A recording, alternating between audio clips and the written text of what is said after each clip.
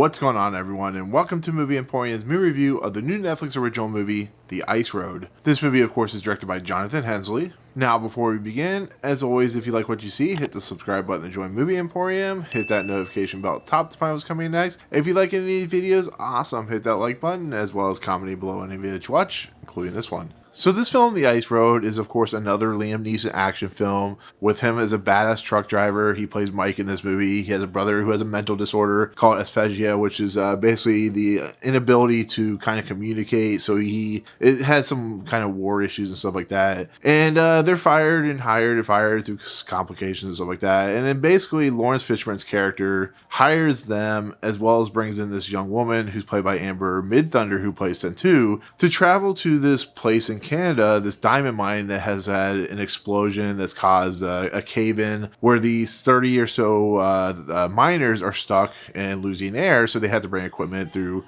Canada and whatnot. And this movie, because it's called The Ice Road, is about these individuals going over Canada through ice road territory. And if you've ever seen like ice road truckers or anything like that, you know that these ice roads are very dangerous. But as these Liam Neeson action movies do, there becomes complications, there becomes problems, there becomes bad guys, there becomes all kinds of insane nature 90s action absurdity that kind of keeps the movie going. Because if they just went across the ice and caused problems and stuff like that, it would be not a very good movie. So you have to throw in all the wrenches and stuff like that. And so therefore it's a 90s action movie in 2021. And so with that said, this movie is directed by Jonathan Hensleigh. And of course, if you know Jonathan Hensleigh, he's a well-known screenwriter, director. He's directed, of course, The Punisher, the Thomas Jane film. He actually wrote some big budget movies like Armageddon with J.J. Abrams. And he's a director that is known for doing absurd kind of 90s style movies. But he's never been a director that I've considered the greatest director, but he seems to have a knack for creating at least fun, entertaining films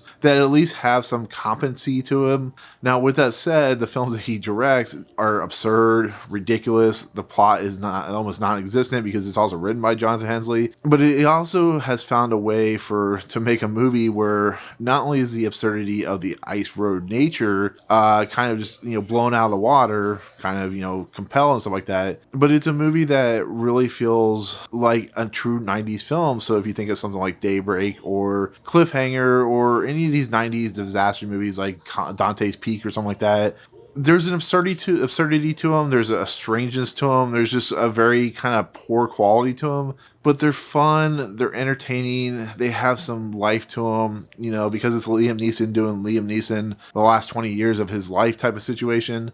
There's just something about it that makes it kinetic, that makes the idea of what's going on just not as stupid as it really is. And I think that's because you just kind of have to turn your brain off when you watch this movie, when they get into the harm's way, or when, the kind of the ideology and the way the bad guys start playing themselves out. It just doesn't make any sense. But I don't know. I just kind of like these movies. It's very similar to that Angelina Jolie movie, Those Who Wish Me Dead, or something like that, where there's not much plot structure. The bad guys are not well written. They're kind of poorly developed, but you almost find it charming and almost find it kind of endearing in a lot of ways. And it just makes you go back to a time when you didn't really care about what the movie structure was or the movie's ideas and concepts. This go back before you were like, for me, like I was a reviewer. So watching Independence Day and stuff like that, you can look at it now and really get in the mindset that it's just an over the top and stupid and silly and just bonkers film. But I think that's why I enjoyed this film. Like I said, I'd probably give it like a 3 out of 5 or a C or whatever. But I think in the end, for an hour and 49 minutes, watching Liam Neeson traverse the ice roads and stuff like that, making friends, having a brother who is